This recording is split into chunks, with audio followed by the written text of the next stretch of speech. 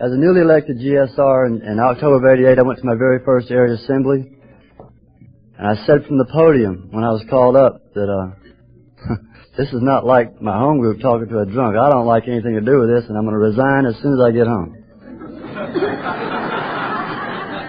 And as those of you who know me, I'm currently serving as area chairperson, and a lot of that is due to this gentleman to my left. He made a tremendous impact when he spoke that first evening. I heard him talk in all three areas of all three legacies: recovery, unity, and service. And my attitude towards this fellowship and this program has never been the same since. And I hope that he would touch you in the same way. Without any further ado, Don P. from Aurora, Colorado.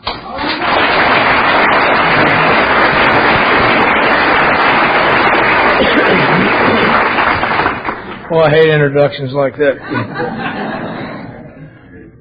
My name is Don, and I'm an alcoholic. I'm a member of Alcoholics Anonymous, in good standing this morning. My home group is the Denver Thursday night group, which meets in Denver every Thursday night at 8 o'clock. You get an idea of what we're made up of. Because some of the people that I work with can't remember that.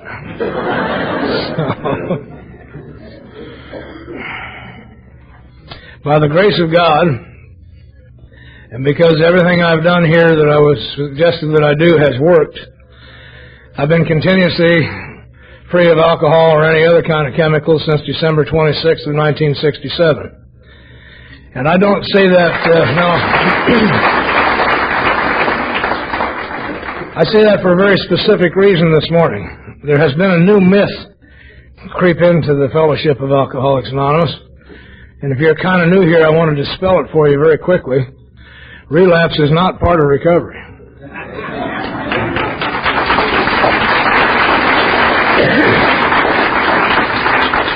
It can and does and will happen. But if you are an alcoholic, you don't ever have to drink again. We can guarantee it. That's what they told me, and so far the promise has been kept. I don't know where we're going this morning. I appreciate you all coming, because I like the hardcore crowd. And that's Sunday morning. You know, one of the groups I attend on a regular basis meets at 6 o'clock in the morning, and we don't have any dead weight. You gotta really want to be there to be there. Before I get off into some things, I want to share something with you, because since my awakening, partway through the steps of Alcoholics Anonymous, I awakened to the presence of God. And I've lived in that, with that sense of the presence of God for 27 years. A little over a year and a half ago, I woke up one morning at 6, and it wasn't there. God hadn't gone, but my sense of God's presence wasn't there. And that's a shocker when you're used to it. And so I began to pray immediately. I have to laugh. If it wasn't there, what was I praying to? But prayer had become a habit for me. I suggested it's a really fine habit. And so that my automatic response was I started to pray. And the prayer was very simple. And I wasn't out of bed yet. I don't get out of bed until we have a visit. Because I know that on my own I might not be able to find the floor. So. God, I need to know you're here. I need to be closer to you. And I need to know you better. And my phone rang.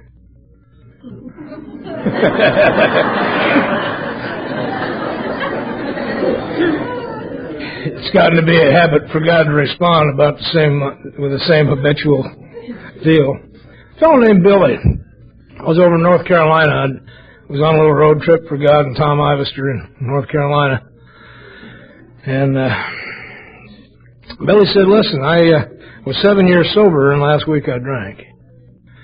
And Alan was 12 years sober, and last week he drank. And I understand that once in a while you get together with folks over a weekend and you just kind of go through the big book. And, would you do that for us? And so I said, sure, Billy. And I almost didn't get to work that morning, because every time I tried to brush my teeth or get ready, the phone rang. And I got it. God says to me, if you would know me better, know my children better. You want to be closer to me? Be closer to my kids. So I really appreciate you showing up. Because I'm also fully aware that you can't keep me sober. You didn't get me sober and you can't keep me sober. But without you, sobriety doesn't make any sense at all to me.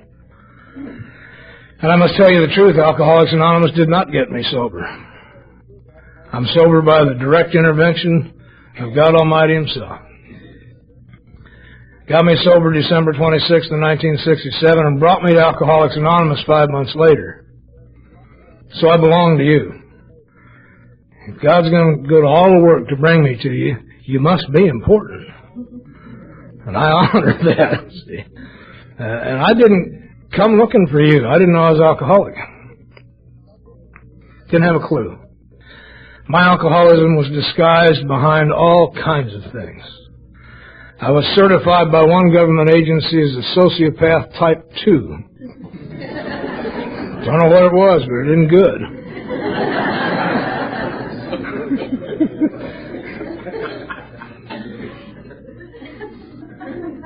Another government agency said I was a psychopath. Psychiatrist says that I was a manic depressive drug addict. My alcoholism was well hidden. It had become such a part of my life that nobody, even including me, ever noticed it. Whatever I did, I drank.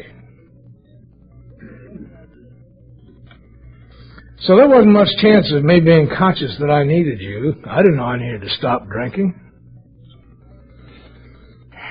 I've been drinking alcoholically since my first drink. Now, as I understand alcoholism, that's easy to define. I have absolutely no control of the amount I'm going to drink if I take one drink. No control. I have no control over a mind that can't seem to remember that. I was in my first federal penitentiary when I was 19 years old because of alcoholism. I wasn't a big-time gangster. I've never been a big-time gangster. And I've been to 3 prisons. Big-time gangsters don't even make one.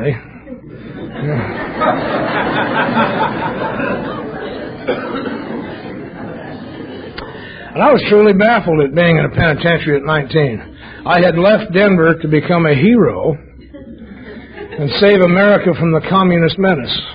And 2 years later, I was in federal prison in Tokyo after having gone through some Marine brigs. And you don't want to do that. They're not friendly. And I'm wondering, what the hell happened here? This isn't what I had in mind. I wanted to be a hero so badly it hurt. I had to leave Denver when I was 17 because it had gotten too small for me. And I've heard it here this weekend. I didn't fit. In that entire city, I couldn't find a place to fit. But I had this picture in mind. If I came back a hero with medals, I could walk down the street and you could hear them, just barely hear them. That's him. There he is.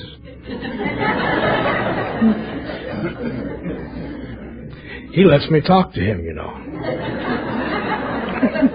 He's my friend. Oh, I wanted this so badly.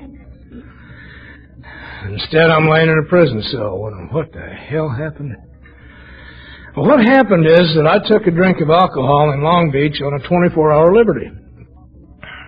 And when I drink alcohol, I get lost and I can't find my way home. And when you're in the Navy, that's a felony.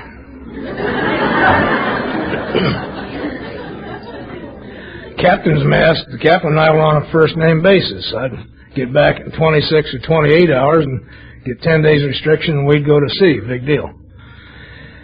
This time I was 23 days late. And when I got back home, it wasn't there anymore.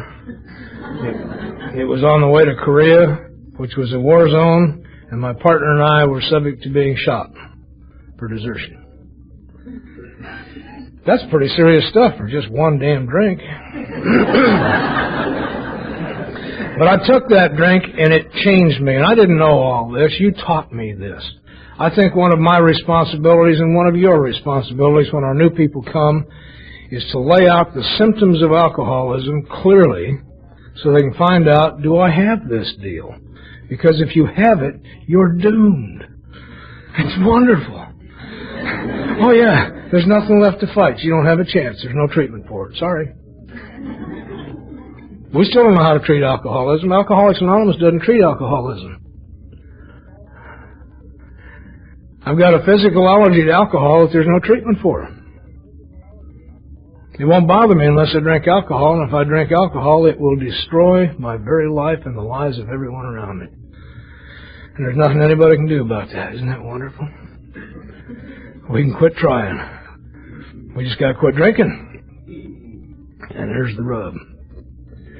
Yeah. Alcohol changed me. That's why I stayed with it. I came to alcohol desperately needing change. I don't know whether I was 16 or 17, whatever it was. The rite of passage in Denver at the time was you got a bottle of whiskey from the guy from the air base and went out east of Denver, drink and get drunk and have fun. And I went into the evening stupid, short, ugly, frightened, furious, baffled, confused, normal 16, 17-year-old. And I had a couple drinks of bonded bourbon, and it was all over. I can tell you I got taller and broader and all that, but what really happened, the change that occurred to me, is that suddenly it was all right for me to be me. It was all right for you to be you. And I had some plans for the evening. I had never had any real plans. I had learned to have scripts. Everything in life had to have a script, so I gave the appropriate response. So that you wouldn't mess with me while I tried to figure out what's going on here. Okay, who's home? Who's running the store tonight? And it was getting crowded already, and all of a sudden that didn't matter. I had some plans, and they were good plans for a 17-year-old. There was a kid in my class that hadn't been treating me very well, and I was going to meet him back at the drive-in and whip him. And I could have done it, too. There's no question about it. And there's a little girl in my class that hadn't been treating me at all. And we were going to have a visit. And I could have done it, too. And that's not a bad deal. If that's all it is, I'd buy everybody here a drink. Brought me into the heart of things. But that isn't all it did to me. Something happened to me, and it's in my nature that if one works, you take 10. No, there's no need to do anything unless you're going to overdo it. And that hasn't changed that much. Okay. And so by the time I got to the drive-in, instead of what I had planned, instead of the people there seeing what was in mine, which would have been good, they saw my partners hauling me around the driveway while I puked in the driveway. And I almost died of acute alcohol poisoning that night from too much booze. And my keen alcoholic mind immediately found what was wrong. What caused that was bonded bourbon. And to this day, I have never had bonded bourbon since then. I'm sure if that's all that was here, I'd drink it. But I began to do what is described in the book Alcoholics Anonymous. I began to drink for the effect produced by alcohol. The main effect was that it changed me. Since I was little, I've known my answer would be spiritual. And I've been on a spiritual search forever. But I was a spiritual thief. You take it from out here and put it in here and it makes you feel better, and I thought that was spiritual. Dr. Carl Jung, and I have to make an editorial comment. After 25 years of sobriety, you're allowed to do that, you know. You get to say, have some opinions, huh? Oh. Almost everything we know about alcoholism and almost everything we know of any value at all about recovery came to us from non-alcoholics. We just aren't bright enough to come up with it. The only thing that we do better than they can do is that I can carry that information to you and you'll believe me and you won't believe them. That's all. We didn't invent this deal. It's been going on for a long, long time. Anyway, Carl Jung was talking to Roland, and he described a spiritual experience. If you're kind of new here, and that sounds nebulous, spiritual experience, we have descriptions of it all through this book. I did a little thing for a group of inmates a while back, and in just a casual going through, I found 73 descriptions of a spiritual experience. And then I just quit because I didn't have any more time. Carl Jung says that a spiritual awakening is, to him, it was a phenomenon, he said. Ideas and conceptions, it was a huge emotional displacements and rearrangements. Ideas and conceptions that used to rule the lives of these men are suddenly cast to one side, and an entire new set of conceptions begins to dominate them. I took a drink of alcohol and had a spiritual awakening. That's exactly what it did to me. It has led me to believe today that perhaps my problem really is spiritual in nature. I have a physical disease and a mental and emotional problem, but I have a spiritual disease. And it gave me that.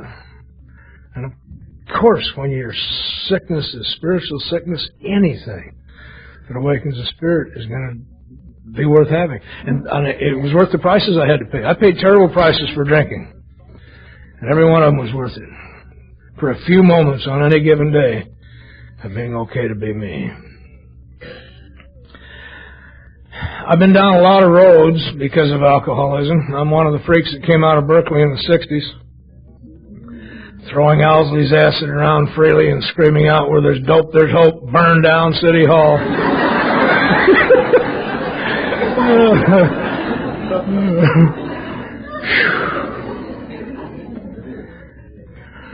I took amphetamines in various ways, including injecting for 14 years, but I am not a drug addict. Okay. Some of you are. I'm not. No, that's true. I think another thing we need to do today, because of the nature of our incoming membership, is help people find out. You may be an alcoholic only. You may be an alcoholic and a drug addict. You may be an alcoholic with a drug problem. I don't have any problem with any of that. But the steps have to have a foundation of truth. And without that foundation of truth, they don't work. So I'll help you find out. I can't help you find out if you're a drug addict, by the way. I can help you find out if you're an alcoholic. And then we can go from there. We can work on that. And some interesting things happen after that. Enough of that. With the limited time I have, I really want to share with you the transforming power that I found here. And I'm talking about a transforming power. I'm different. I am not a fixed-up, buffed-up model of the old Don. He's dead. He's gone. He doesn't exist anymore except in my memory. And I keep him there because he is my greatest tool in working with new people. See, they think I'm smart. They think I can read minds. How did you know that? They don't understand that all I'm doing is just remembering. I had a kid, it hadn't been a month or two ago, we were at a meeting, and he was really calm and cool. Looked at least 30 years sober, until he looked in his eyes. And I knew he was under 10 days. We can look in their eyes and tell. And I said, feel like you got about 10 million pins pointed the wrong way, just about ready to come right through your skin, don't you? And he said, how'd you know that? Because I remember. And the best way for me to keep remembering is to keep working with new people. Keeps it fresh. Yeah. I tried everything. I was one of the first people in Dianetics. I knew L. Ron Hubbard personally. Now you think about that. I've just come out of a federal penitentiary. My life has gone to hell at 19. And for my answer, I turned to a science fiction writer.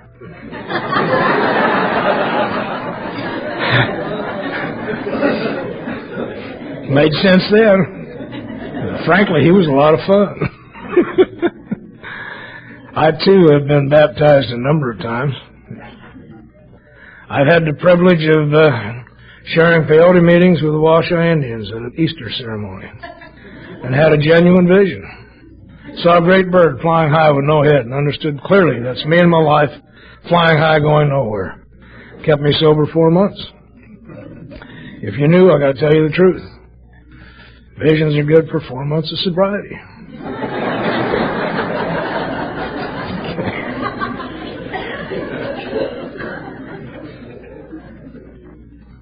I read books.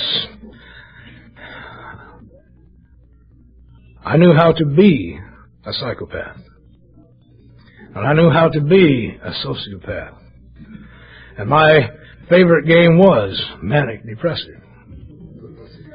Now, let's put that into street terms. If you're messing with me, you're going to get some severe mood changes. That's what I learned. If you give them the right amount of mood changes, they'll leave you the hell alone for a while. Okay? You have to get really good at it. If you do it too much, they lock you up.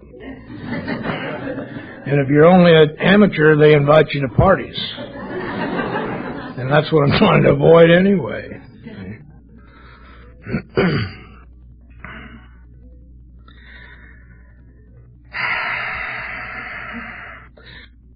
I come from a functional home. I really do. I'm sorry, but I do.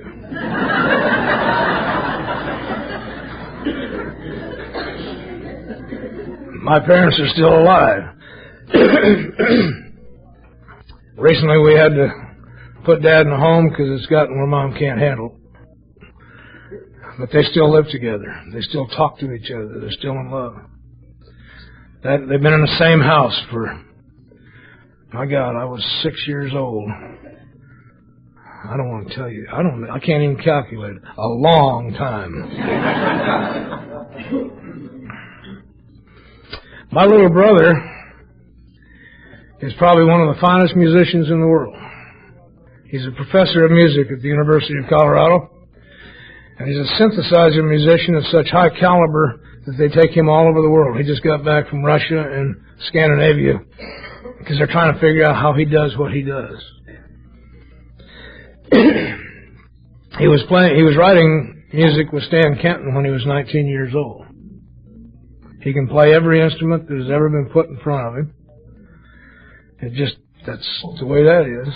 And he's pursued that. Now, he lived right down the hall from me when we grew up. Okay. Apparently that house and the folks in it were not what caused my alcoholism. My little sister, bless her heart, she just recently retired from IBM as one of their top executives. And she spent a lifetime making good money and great babies. And her babies have been making great babies. And you idiots can't seem to catch on to that, so we haven't got a whole lot of husbands to go along with them. But in my family, the attitude has always been when one of those babies shows up, oh, isn't that cute? Another little Pritz baby. Let's raise it. So if you ask me what conditions I would like to have grown up in, I have to tell you that's what I grew up in. The very conditions I would wish for myself today. Apparently that has nothing to do with my alcoholism. I didn't fit there. I wanted more than anything in the world to fit there. I loved it when you say I'm from and leave it blank. That's how I felt most of my life. Maybe it's Mars. I don't know. In fact, at 13, I thought it must be Mars because I don't feel like these people feel. I don't think like they think. When are my folks coming back to get me? And then I found some chemicals that let me go looking for them.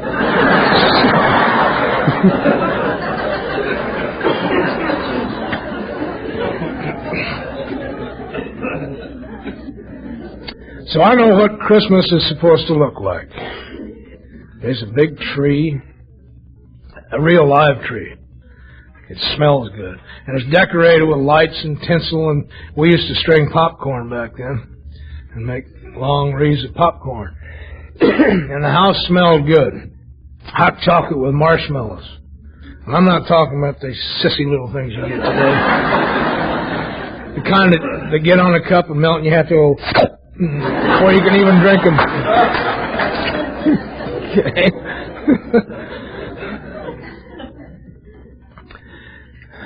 But the painful memory of that was at Christmas time in our house, people came by to visit. My folks are beloved where we come from. And all kinds of people, relatives, friends, neighbors, would come by and visit. See, that's what was missing for me. I didn't know how to visit. One of the most important things I've gotten from Alcoholics Anonymous is learning how to visit. It has a characteristic that's almost impossible for us because we don't have it. You have to be at least as interested in the other person as you are yourself to visit. And that's not in my nature. Okay? What do you mean visit? That means small talk. Real people can talk 15, 20, 30 minutes and never say anything important. My God, man, don't you know we have world issues to solve? Let's get with it now. I'm surprised we even ask each other, how are you? That wastes time. Oh, we are so funny.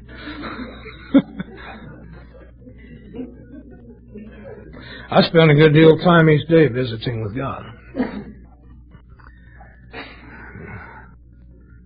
It's a form of prayer that's not formal. You just visit. It's comforting. To do that, I've got to know where I am, God is.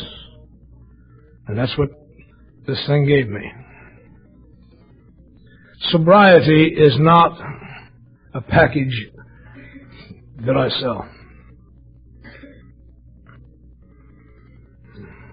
It's necessary, but that isn't the whole deal.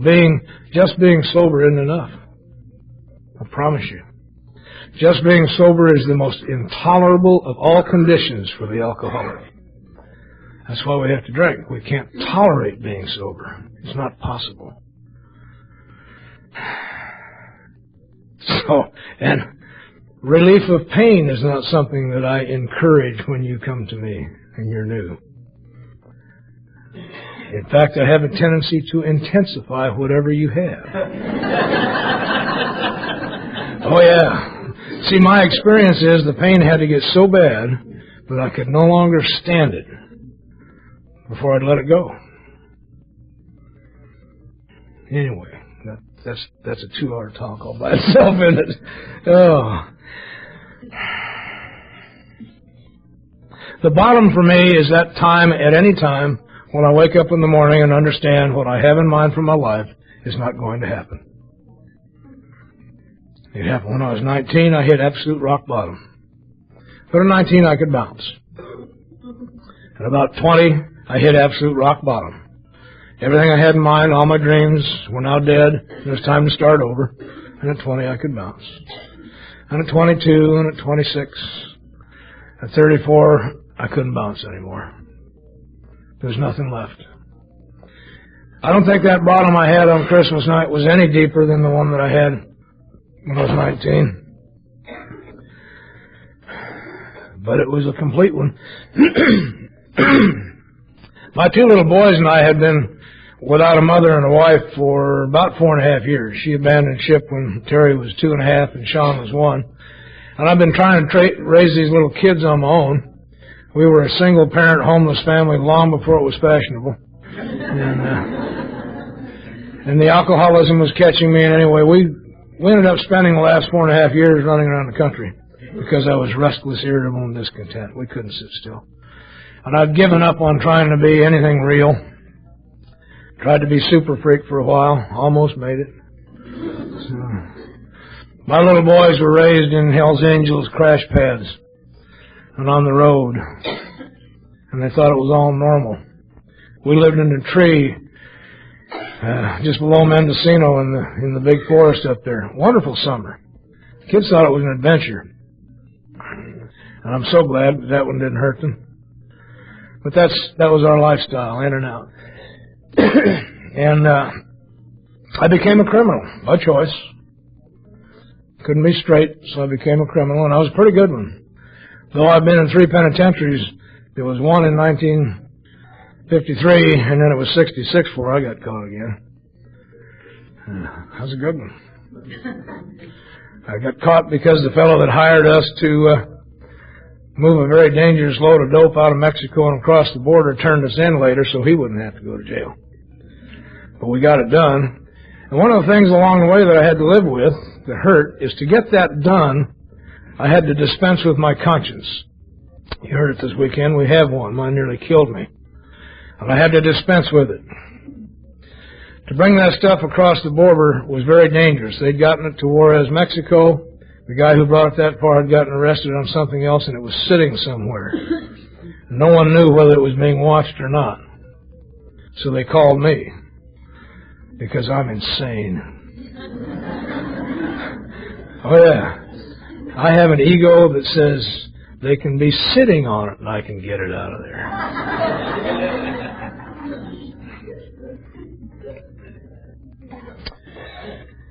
To get that across the border, my plan was very simple. I put it inside of an air mattress and filled it with air. Put dirty diapers on top of it, put those 2 little boys on top of that, and when we hit the border, I screamed at them so they'd be crying. They don't stop you then. They get you out real quick. And I had to live with that, and I couldn't, so I drank more. And every time I drank more, I did something stupid like that. And it just gets where you can't stand it anymore. We didn't have a Christmas tree because I was now on federal parole and aid to dependent children. Couldn't get out of bed without taking a shot of speed so I could get up and go steal something to get enough booze to go back to sleep again. And, oh, Lord. I was getting teases. We got a tree for $1 on the 24th. It was wonderful.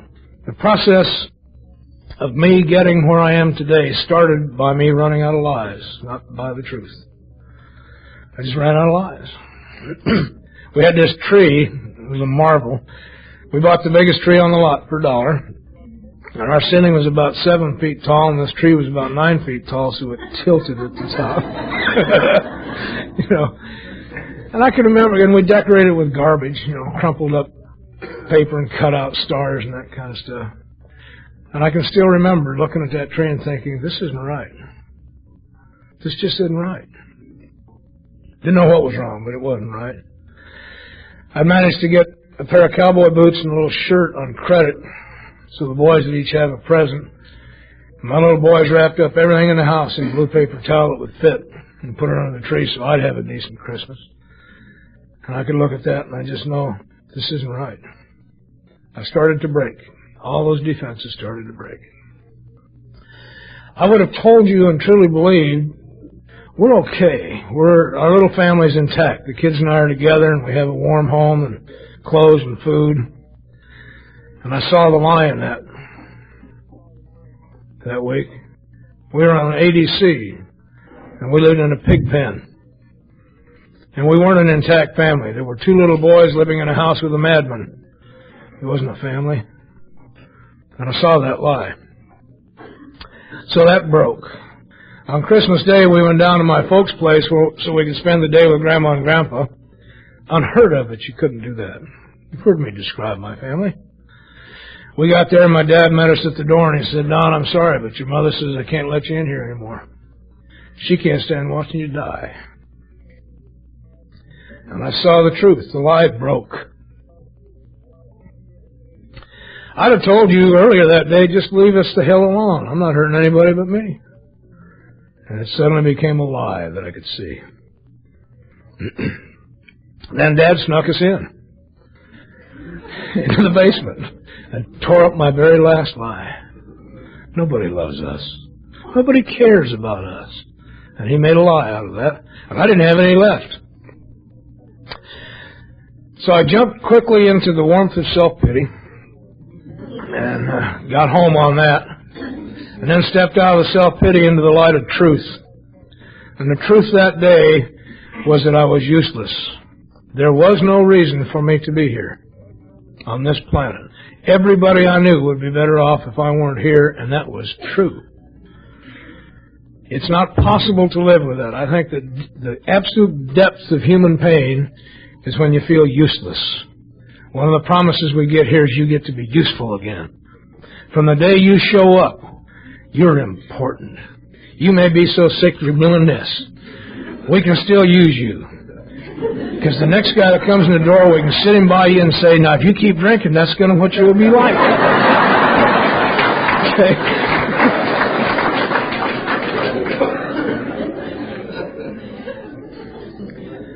I had nothing left to surrender to. That's not a requirement. You'll hear us, if you're new, talking about surrender. You don't have to surrender to anything. I did the ultimate surrender. I quit. I took a 2-month supply of the garbage I was using and put it up my arm and drank everything in the house and laid down and died. And I believe I died. I haven't had a drink since. Haven't had a thought of a drink since. Got a new mind the next morning. That's a spiritual event.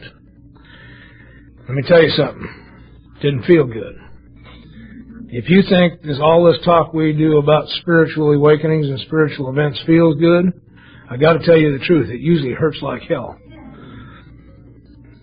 Huge emotional displacements and reorganizations are like pulling all your teeth at once without anesthetic, with a veterinarian doing the job.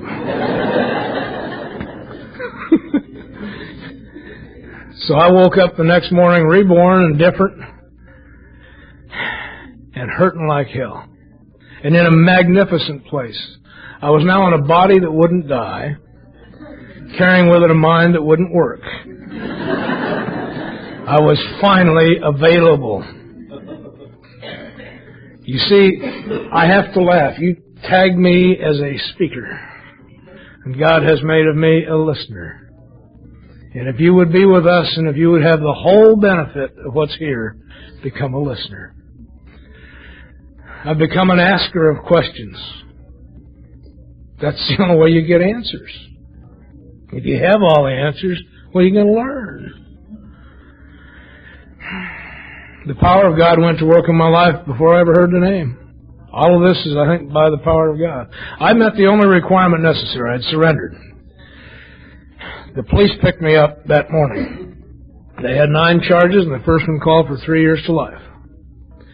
And the DA told me he'd bring the other 8 one at a time, but if I beat him on that one, we got these waiting. But I was done. And I still owed the feds 5 years, because being arrested by the state's a parole violation.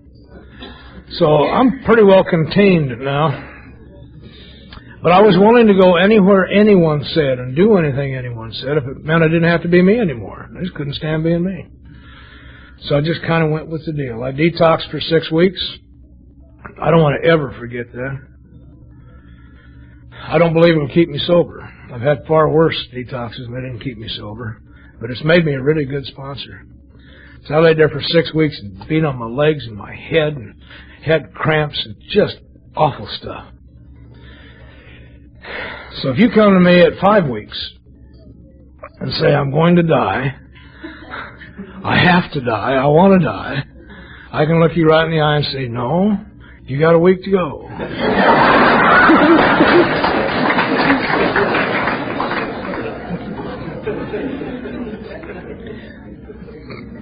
We did a little plea bargain.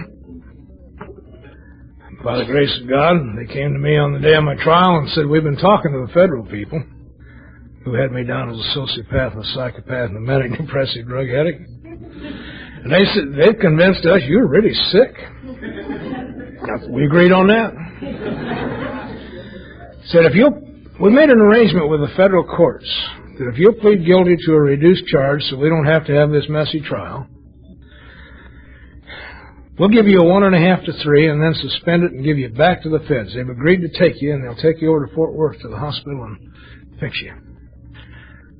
I signed it right there. I'm a drunk, not an idiot. You put me in a hospital with doctors and books, and I'll be on the street in about 6 months, a year at the latest. fixed. I know all the games. I signed it. They kept their bargain. They reduced my age to 17 so I could qualify.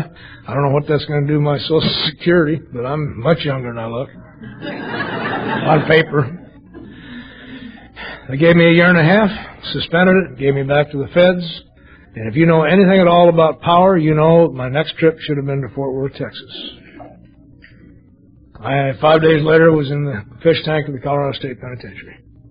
I actually heard myself say, "You can't do this to me." I wasn't in touch with reality yet. They had just done it to me. Okay. And that's where you found me. And I didn't come looking for you, you found me. I troll the beaches of the world looking for drunks. I do not believe that if they want what we have, they have to come here to get it. I didn't even know what I needed. And you came and found me, God bless you.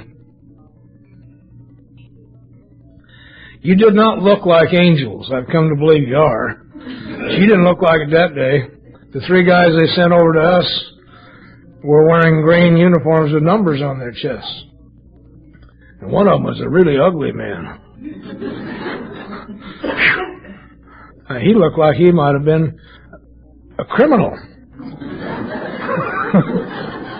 This guy got up and he said, "My name's Doc, and I'm an alcoholic, and that means that I'm powerless over alcohol and guards and drugs and all of the other circumstances of my life.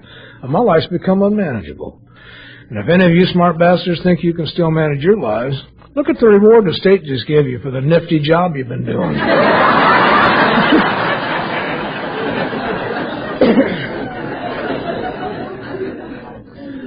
God took me to a place where my feelings were of absolutely no consequence to the people who loved me enough to tell me the truth. Cold, hard truth. Now, I believe that truth without love is cruelty. And I think that confrontation without a real answer is brutality. But we've got a real answer here, and we love you. And I'll tell you straight out, if you have alcoholism, you're doomed. Whew. Good, we can quit fighting now. Okay. We were carried through the step process, the recovery process, in 5 weeks. Every weekend for about 4 hours on Saturday and Sunday, we went to school because you couldn't go to the regular AA meeting where they let real people in from the outside until you completed this step process. We went up to the school, my friend Jim and I, and the first thing they said is that you new guys for the next 5 weeks have nothing to say. If you knew anything at all, you wouldn't be here. There it was. We did a lot of talking outside the school. They didn't want to hear our whining, not in the school. They were showing us the recovery process. They taught me about my disease, the allergy to alcohol that I have. And they had me bring my memories to it so that I could understand it. It's not just words to me. I can describe numerous events where that occurred. I must be one of them. A strange mental quirk that I've got. It's called my mind. The most dangerous thing in my universe. Okay? I use it. There's only twice that I use it. I'll bring my mind out to show it to you, so we can both avoid it at all costs. Okay? Or if there's nothing really good on television, I bring it out and watch it play. But what I've done essentially, or what God and I together have done, is I have taken the keys to the car away from the 5-year-old. Okay? But I always want to take him with me because he's fun on a trip. Okay. I came to believe in the power of God because it walked around on 2 legs. These 3 men that were working with me had been changed. They were different human beings. Bruce had killed a couple of people in a shootout, and that's why I was in the penitentiary. But the man talking to me about the alcoholic rage he was in when he did that could not have done it. He was a different human being. And that's why I stayed here. AA has never promised me that I could learn to cope with my problem. And I'm so glad, because my coper broke. To cope means to fight the good fight. I'm too tired. Okay. What they promised me in the very first sentence, in the first edition of the first big book, is what's been given to me. We are more than 100 men and women who recovered from a seemingly hopeless state of mind and body. I'm not cured of anything, but I've recovered from alcoholism. By my personal experience, I am only 4 thoughts away from a drink. And you've heard a couple others talk about it. I got to slip this in because I think those of us who are in what you could call long-term sobriety, 15, 20, 25 years, are in grave danger from ourselves. And I'm in more danger today from the truth than I am the lies. See, we pretty well cleaned up the lies. You'd all have to work real hard to convince me with any kind of perverted logic that it's all right for me to take a drink. But I got something up here that'll do it by tricking me. Let me tell you about it. Why I know that by experience. I fly a lot, and because I fly a lot, most of the airlines, if there's a seat available, I can get it for $25. And I was coming back from somewhere down here. I don't remember where. It was one of those long evening flights. And I'd gotten bumped into first class, and I'd just come from a conference. I was spiritually fit. I was at ease. Everything was just fine, truly just fine. They were serving dinner, and up in first class they served real food, and real forks and knives and everything, and glasses, and the ambience of the room was wonderful. Yeah, I just learned that word. It sounds good, doesn't it? The lights were right. It was warm and cozy, and I'm reading my book, and I mean, it was good. I'm getting ready to go home, and I'm horny, and my wife's always horny, and life was good.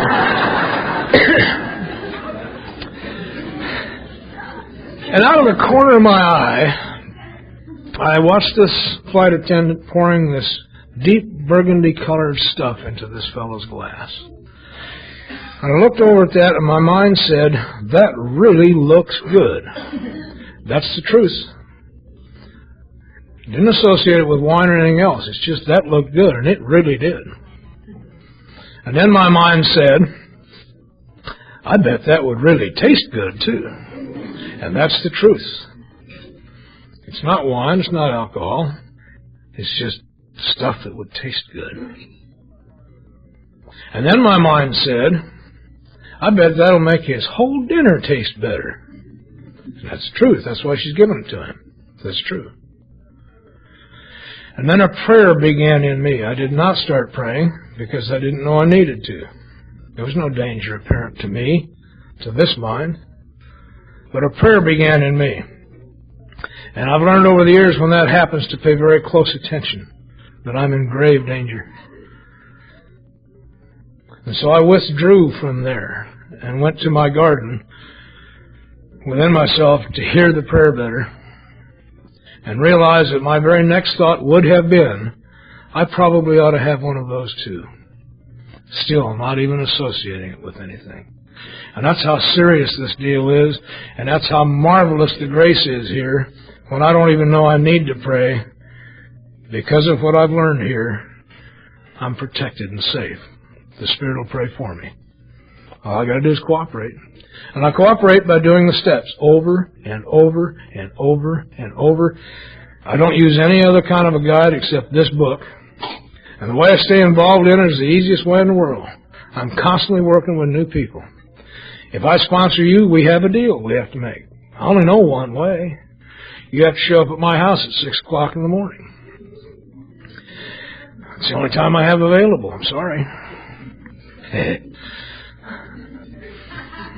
And because I know what your real problem is, you can't read. Over the years, I've watched us say to people, read the big book. And then they do that, and then they go get drunk. So apparently they can't read. Okay? So I read it out loud to you. And we do everything that it says together. And so I'm constantly involved in that process. But I don't believe that by itself will keep me sober. Just the steps won't do it. I've seen people with whiskey marks on the book because they were working the steps and that's all they were doing. Okay. Nothing so ensures sobriety, says Bill, as intensive work with another alcoholic, and that's what does it. When nothing else works, when prayer doesn't seem to work, when my relationship with my family doesn't seem to work, when I start getting restless and irritable and discontent again, begin to feel the symptoms of alcoholism and nothing's working, when the workshops don't work, intense work with another alcoholic works every single time. I highly recommend it. Yeah. And I'm after you, because I need you. I need you desperately. Without you, I'll die. I'll die praying. I'll die singing God's praise, but I'll die. I need you. Well, I've only got a couple minutes. And I get frustrated anymore because I have been living hand in hand with God for this length of time, which means every day of my life the extraordinary has occurred. And I'd love to tell you all about it. The most important thing in my life is my family. You are my family in general. As in any family, there's also immediate family and kissing cousins. So some of you are just kissing cousins. And I need my immediate family. My immediate family is composed generally of big book Nazis. Well, you know, I hear them because they're constantly saying, "Oh God, we're doomed."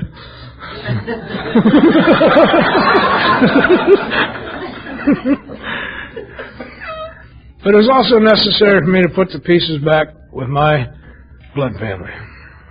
And I had damaged them beyond belief. How do you make amends to the mother that you put in a position on Christmas Day to say you and your children can't come to my house? There is no way I could think of, no way whatsoever. But my sponsor gave me an exercise at the 8th step that opened the door for me. He said, "Don, we've got this list of people you've harmed. You know what you did to them, but you're so insensitive you have no idea what it did to them. So what I want you to do is go back to your cell tonight and go over that list. And at each one, close your eyes, picture them in your mind, and see if you can feel a willingness deep within you to look them right in the eye and say to them, I've been wrong and I've harmed you. Would you please tell me what I have to do so we can get these books to balance?" Phew. Going over the list that night, I had the experience I had wanted my entire life. I was lifted up from that metal chair and set free. Nothing was taken from me. I was lifted and set free.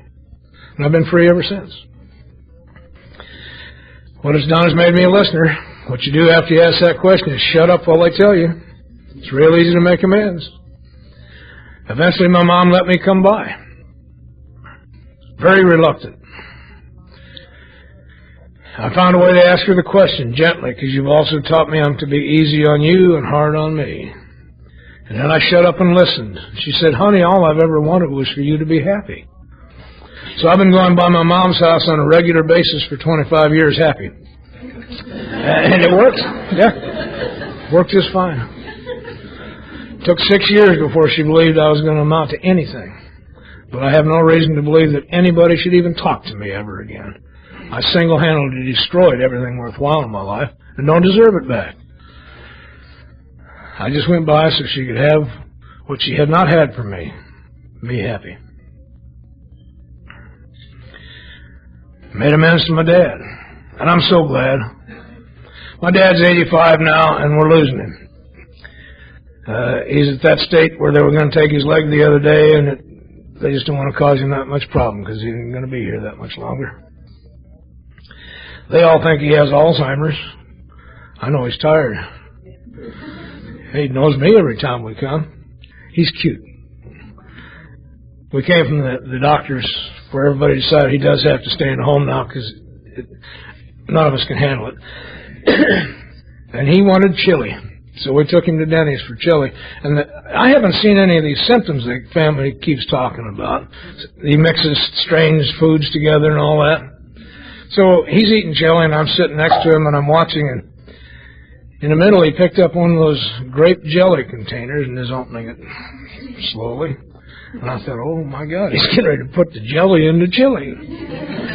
So I figured I'll cut him off at the pass so I don't embarrass him. And I took a muffin and stuck it over there and said, Dad, you know, I believe that probably tastes better on this. So he took a spoonful of chili and put it on the muffin.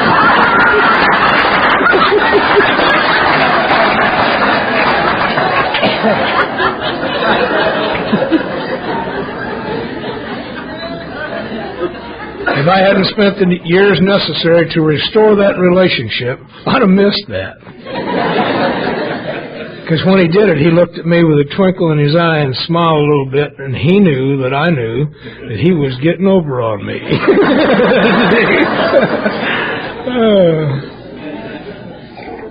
But I have taken the time to straighten up all my relationships. I can stand here this morning and tell you that I'm going to be sad to see my dad go. But I will not have to stand at the grave.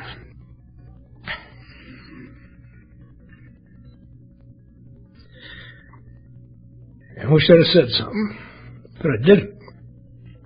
I've got it all said. Trapped him a while back when he was still lucid. Said, Pop, you got to know something. You're one of my heroes. Tore him up. That's why I did it. I want to leave you with the most precious gift I've ever been given. My little brother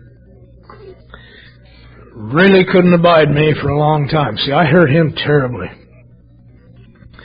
I hurt our family name. I hurt our parents. I was truly despicable. I sullied everything he believed in. I was his hero, and I betrayed him. And he had a hard time. So I just made myself available, and I've learned I wait for it. It's on your time, not mine. I'm available. It took 22 years. And he finally invited my wife and I to dinner. And after dinner he said, Don, I'm not sure you and I could ever be friends. But this was pleasant. We can do this again. And it began. Well, I've been in North Carolina for 2 years, just got home. And I still go by the house on a regular basis happy. Because that's the deal. So I fly home. And I was sitting there talking to the folks with my leg crossed over, and my brother came in, sat down, and suddenly reached over and kicked me on the bottom of the shoe. And he said, you know, I'm really glad to see you. And he was. He said, look, why don't you and I, next time you're in town, let you and I go up to the cabin and do a little fishing.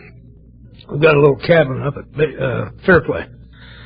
So we did. I went home and we went fishing. We didn't catch any fish. We tromped around and scared a lot of brookies. Went back to the cabin and spent the afternoon talking and playing cribbage. My brother had forgotten that cribbage is an institution game.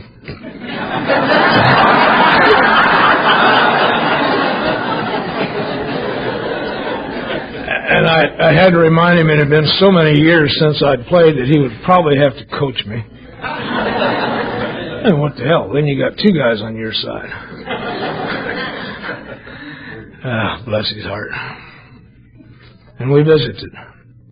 And we talked about stuff and things, and we got caught up for the 25, 26 years that we'd missed. And my brother gave me the most precious gift I've ever been given. He gave me that piece of information that is him, that you just don't give to anybody. He said, Don, you know, I'm 58 years old now, and I believe I've made a decent contribution to life. My, what a gift to get that. That's his heart and soul. But the greatest gift is that I have spent all these years trying to find some way to adequately tell you how I feel about you. I've told you the story of the anvil and the story of Michelangelo, and in an effort to tell you how I feel about you. I got it now. See, I'm 61 years old now. And because of you,